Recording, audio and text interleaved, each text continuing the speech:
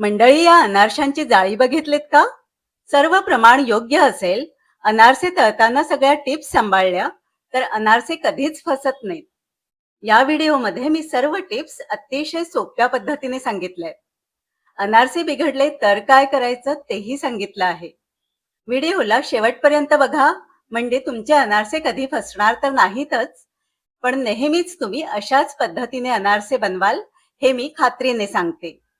नमस्कार, स्वागत आहे तुम्हा सर्वांचं संगीताच्या मुतपाकखान्यामध्ये. अनारसे बनवण्यासाठी मी अर्धा किलो जुने जाड तांदूळ घेतले आहेत. तुम्ही रेशनचे तांदूळ सुद्धा घेऊ शकता, पटणी तांदूळ घेऊ शकता, किंवा ज्या तांदळाचा भात फडफडीत मोकळा होतो असा कुठलाही तांदूळ तुम्ही घेऊ शकता. हे तांदूळ 3 ते 4 वेळा पाण्याने स्वच्छ धुवून घ्यायचे.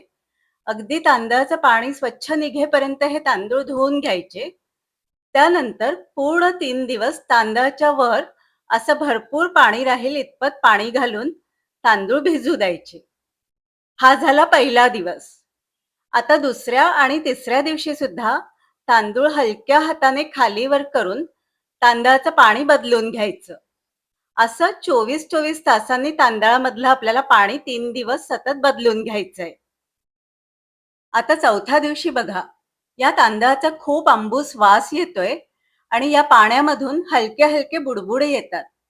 आणि भांड थोडं हलवून बघा की सहज लक्षात येतं की पाण्यामधून बुडबुडे येत आहेत. आणि उन्हाळ्यात जर तुम्ही अनारसे करत असाल तर उन्हाळ्यामध्ये हा आंबूस वास थोडा जास्तच येतो. आता या तांदळाचं आपल्याला पाणी फेकून द्यायचंय आणि पुन्हा 2 ते 3 वेळा हे तांदूळ हलक्या हाताने धुवून घ्यायचे, म्हणजे त्याचा आंबट वास थोडा कमी होतो. त्यानंतर सुद्धा तांदळाचा आंबट वास येतो, पण तितका आंबट वास अनारसे बनवण्यासाठी योग्य असतो. 2 ते 3 वेळा तांदूळ असे स्वच्छ धुवून झाले की हे तांदूळ आता पूर्णपणे पुरणाच्या जाळीवर किंवा चाळणीमध्ये उपसून घ्यायचे. 15 ते 20 मिनिटांसाठी तांदळाचं पाणी आपल्याला निथळू द्यायचंय. तांदूळ असे चाळणीवरती हाताने पसरून घ्यायचे आणि तुम्ही बघू शकताय, हे तांदूळ अगदी सहज हाताने चुरले जात आहेत. आता घरातच सावलीमध्ये एक जाड सुती कापड आपल्याला अंथरून घ्यायचंय आणि फक्त अर्धा ते पाऊण तासासाठी हे तांदूळ या कापडावरती पसरवून घ्यायचे आहे. वरून थोडा पंखा सुरू ठेवला तरी काही हरकत नाही, फक्त खूप कडकडीत हे तांदूळ वाळवायचे नाहीत. तांदूळ जेव्हा दमट असतात तेव्हाच आपल्याला ते गोळा करून घ्यायचे आहेत. उन्हाळ्यामध्ये अगदी अर्धा तास सुद्धा तांदूळ सुकायला पुरेसा होतो. आता अर्ध्या तासानंतर बघा, तांदळाचं पाणी पूर्ण सुकलंय, पण तांदूळ मात्र थंड किंवा दमट आहेत. मुठीत असे तांदूळ घेतले की हाताला पाणी अजिबात लागत नाहीये. फक्त थोडे थोडे तांदूळ असे हाताला चिपकलेले आहेत आणि ते लगेच सुटे पण होतात. हे तांदूळ आपल्याला इतकेच वाळवायचे आहेत. तर मी हे तांदूळ आता गोळा करून घेते. आणखी एक गोष्ट बघा, तांदूळ हाताने चुरले की सहज त्याची भरड तयार होते. आता हे तांदूळ गोळा करून ते इथे तिथे सांडायला नको म्हणून मी एका भांड्यामध्ये काढून घेतले. तुम्ही वेगळ्या भांड्यात नाही काढले तरी चालेल. आता मिक्सरच्या भांड्यात थोडे थोडे तांदूळ घालून आपल्याला तांदळाचं बारीक पीठ दळून घ्यायचंय. हे बघा, छान बारीक पीठ आपलं दळून तयार झालंय. आता हे पीठ मैद्याच्या किंवा बारीक पिठाच्या चाळणीतून आपल्याला गाळून घ्यायचंय. पीठ ओलसर असतं, त्यामुळे चाळताना पिठावर मधून मधून हात फिरवून घ्यायचा, म्हणजे मग पीठ जरा सरसर चाळलं जातं. पीठ चाळून झालं की ह्या ज्या जाड कण्या उरल्या आहेत या पुढच्या दळणामध्ये घालून परत दळून घ्यायच्या आहेत. सगळं पीठ मी दळून घेतलंय आणि चाळून पण घेतलंय. आता अगदी पाव कप इतका हा जाड तांदळाचा रवा यामध्ये निघालाय. तो आपण अनारशांसाठी वापरणार नाही आहोत, तर घावणे किंवा डोसे बनवताना तुम्ही ह्या कण्या वापरू शकता. हा रवा मी बाजूला काढून घेते. हे पीठ सुद्धा हाताला तुम्हाला चांगलं दमट असंच लागेल. आता वाटीच्या मदतीने आपल्याला हे पीठ मोजून घ्यायचंय, तर चांगलं असं दाबून दाबून हे पीठ मी मोजून घेते आहे. बरोबर 4 वाट्या इतकं हे पीठ भरलंय. आता याच वाटीच्या प्रमाणामध्ये आपल्याला बारीक चिरलेला किंवा किसलेला 2 वाट्या भरून गूळ घालायचंय. गूळ खूप दाबून भरायचा नाहीये. गूळ घेताना गूळ असा ऑरेंज रंगाचा घ्यायचा आणि सहज हाताने असा गोळा होईल असा मऊ गूळ घ्यायचा. खूप सुका गूळ अनारशांना वापरायचा नाही किंवा काळा गूळ सुद्धा अनारशांना वापरायचा नाही. त्याने अनारशांचा रंग काळसर येतो. तर पिठाचं आणि गुळाचं योग्य प्रमाण घेताना 2 वाट्या दाबून घेतलेल्या पिठासाठी 1 वाटी गूळ न दाबून घेता घालायचा, म्हणजे ते प्रमाण अगदी योग्य होतं. आता हा किसून घेतलेला गूळ किंवा गुळाचे खडे पिठामध्ये चांगले मोडून घ्यायचे आणि मिक्सरच्या भांड्यामध्ये हे पीठ आणि गुळाचं मिश्रण फिरवून घेऊन ते चांगलं एकजीव करून घ्यायचं. तुम्ही हे मिक्सर मधून काढलेलं पीठ बघू शकताय. खूप छान एकजीव झालंय. सगळं पीठ मिक्सर मधून फिरवून घ्यायचं आणि पीठ चांगलं एकजीव करून या पिठाचे असे मोठे मोठे लाडू बांधून घ्यायचे.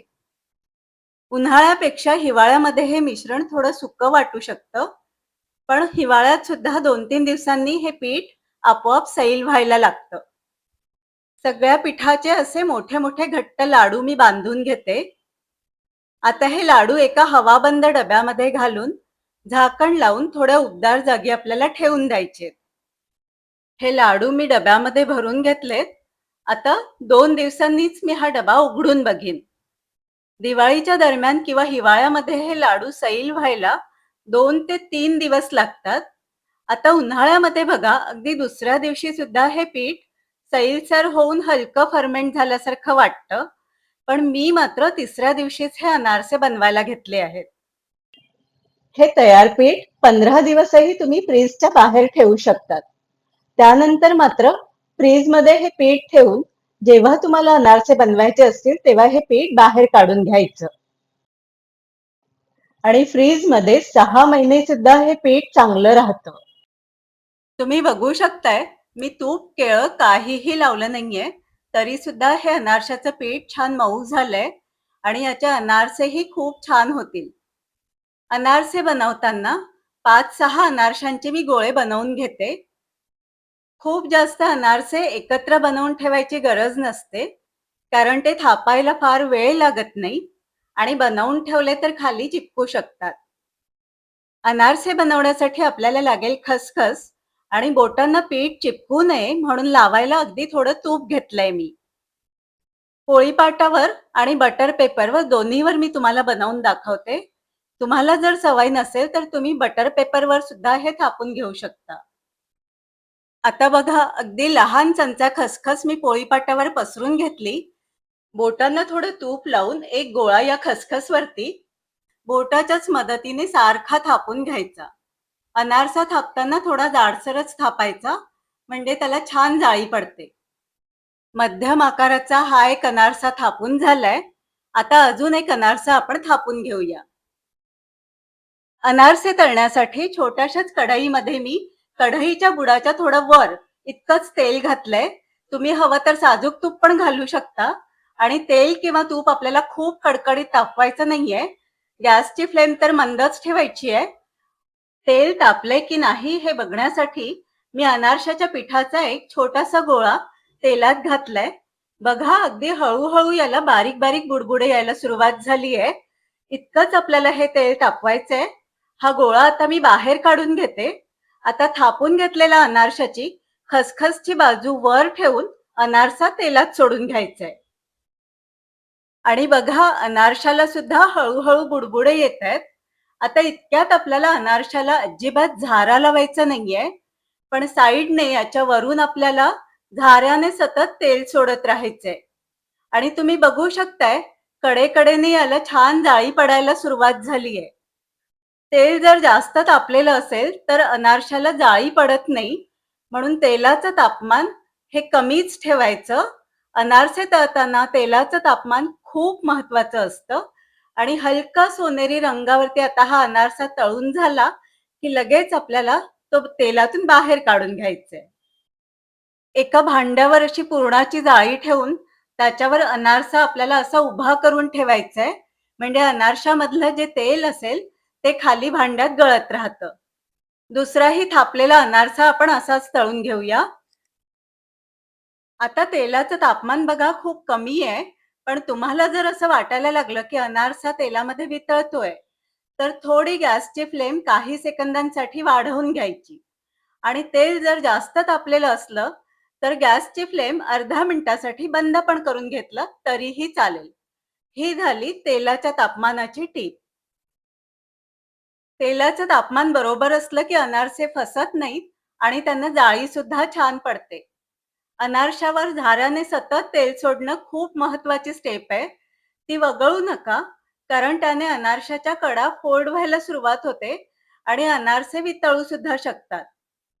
अनारशाचं पीठ बनवताना अगदी लाडू वितळेपर्यंत मी परफेक्ट प्रमाण आणि पद्धत तुम्हाला सांगितली आहे. त्यामुळे अनारसे बिघडण्याची शक्यता तशी नाहीच आहे. तरी सुद्धा अनारसा बनवताना तुम्हाला असं वाटलं की पीठ खूपच घट्ट आहे, तर तुम्ही हाताला थोडंसं दूध लावू शकता, किंवा जर पीठ सैलसर वाटलं तर तांदळाच्या पिठीमध्ये गोळे थोडेसे घोळवून घेऊ शकता. तरी सुद्धा दिलेल्या प्रमाणात आणि दिलेल्या पद्धतीने तुम्ही जर अनारसे बनवलेत, तर तुमचे अनारसे कधीच बिघडणार नाहीत, हे मी तुम्हाला खात्रीने सांगते. अनारसा तळून झालाय. हा पण अनारसा आपण तेलाच्या बाहेर काढून घेऊया. आणि बघा, या अनारशाचा रंग आणि जाळी काय सुरेख आली आहे. आता एक अनारसा बटर पेपरवर दाखवते. तर बोटाला थोडंसं तूप लावून घ्यायचं आणि एक गोळा खसखसच्या वाटीत ठेवायचा. अलगद हा गोळा दाबून घ्यायचा आणि खसखसची बाजू बटर पेपरवरती खाली ठेवून बोटाच्या मदतीने अनारसा जाडसर थापून घ्यायचा. आणि बटर पेपर सहित हा अनारसा उचलून तेलाजवळ घ्यायचा. हळूच बटर पेपर काढून खसखसची बाजू वर ठेवून अनारसा तेलात सोडायचा. आणि आधी जसे आपण अनारसे तळून घेतलेत, अगदी तसाच हा सुद्धा अनारसा तळून घ्यायचा. तळणाच्या सगळ्या टिप्स मी तुम्हाला आधीच सांगितल्या आहेत. बघा, हे बटर पेपरवरची अनारसा बनवायची पद्धत अजूनच सोपी आहे. हा सुद्धा अनारसा तळून झालाय. सगळे अनारसे मी आता असेच बनवून तळून घेते. आता एका थाळीमध्ये मी कांदे पोहे बनवायचे जे पोहे असतात, ते पोहे घेतलेत आणि सगळे अनारसे आता या पोह्यांवरती मी 1 ते 2 तासांसाठी असं ठेवून देते. म्हणजे अनारशामधलं जे तेल असेल ते पोह्यांवरती पटकन शोषलं जातं. आहेत ना सुरेख जाळीदार अनारसे? एक तुम्हाला तोडूनही दाखवते. आणि बघा, अगदी आतपर्यंत जाळी पडली अनारशाला. रंग तर काय सुरेख आलाय. या अधिक महिन्यामध्ये जावयाला वाण द्यायला तुम्ही नक्की हे अनारसे बनवा. रेसिपी आवडली असेल तर व्हिडिओला लाईक करा, शेअर करा आणि अशाच छान छान रेसिपीजसाठी आपल्या मुत्पाक खाना बाय संगीता या चॅनलला सबस्क्राईब करा. बेल आयकॉन दाबून ऑल बटन सिलेक्ट करा, म्हणजे येणाऱ्या सर्व रेसिपीजचे नोटिफिकेशन्स तुम्हाला त्वरित येत जातील. धन्यवाद. एका अनारशावर बघा, मी तेल सोडलं नव्हतं, तर तो एका बाजूने फोल्ड होत होत त्याचा असा पॉकेट तयार झाला. मला आवडला म्हणून मी तुम्हाला दाखवला. Thank you.